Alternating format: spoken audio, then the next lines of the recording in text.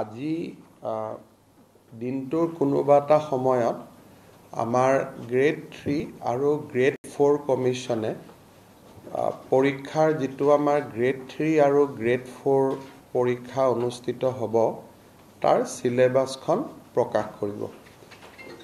মই সংবাদ মাধ্যমক অনুৰোধ কৰিম যে আপোনালোকে যাতে সিলেবাসখন অলপমান বহুল প্ৰচাৰ কৰি দিয়ে, ছাত্ৰ ছাত্ৰীসকল যাতে উপকৃত হয়।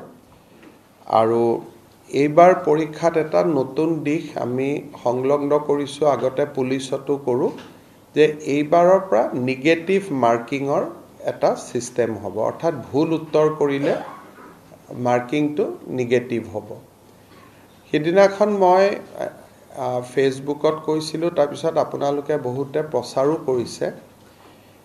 এইবাৰৰ যেটো পৰীক্ষা ই অলপ খুব এটা চ্যালেঞ্জিং এক্সাম হ'ব, যে পাৰ্টিকুলাৰ এটা সাবজেক্টত 11 লাখ পৰীক্ষাৰ্থী পৰীক্ষা দিব। আমি যেতিয়া মেট্ৰিক পৰীক্ষাও পাতো, হাইয়েষ্ট আমাৰ ক্যান্ডিডেট হয় 5 লাখ। 11 লাখ পৰীক্ষাৰ্থীক লৈ পৰীক্ষা পাতাৰ ৰেকৰ্ড ইউপিক বাদ দি কোনো ষ্টেটৰ আজিলৈকে নাই। কাৰণ ইউপিয়ে কোনোবা পৰীক্ষা 18 লাখ ক্যান্ডিডেট হয়, তেওঁলোকৰ জনবসতি বহুত, কিন্তু অসমত 11 লাখৰ কোনো পৰীক্ষা আজিলৈকে কেতিয়াও কোনেও অনুষ্ঠিত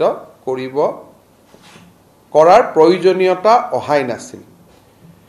এইবাৰ আমি নিযুক্তিত এটা দিশ আছিলে যে এইবাৰ আমি ফিজ লোৱা নাছিলো, অৰ্থাৎ পৰীক্ষা দিয়াৰ কাৰণে কোনো ফৰ্ম ফিলআপৰ কাৰণে কোনো মাসুলৰ প্ৰয়োজন নাছিলে, সেই কাৰণে নাম্বাৰটো বাঢ়িলে।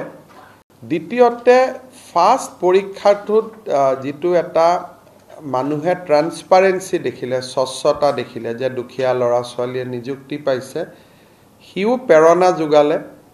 তাৰ ফলত 11 লাখ ক্যান্ডিডেট হৈ গ'ল। মই ইমান আশা কৰা নাছিলো। পৰীক্ষা পতাটো আমাৰ বাবে এটা খুব চ্যালেঞ্জ হ'ব। ডিসি সকলেও চেণ্টাৰ কৰিব পাৰিব নোৱাৰিব, তেওঁলোকেও যথেষ্ট কষ্ট কৰিব লাগিব। যি নহওক আমি আগবাঢ়ি গৈ থাকিম আৰু সময়ে সময়ে যি ডেভেলপমেন্ট হয় আপোনালোকক জনাই থাকিম।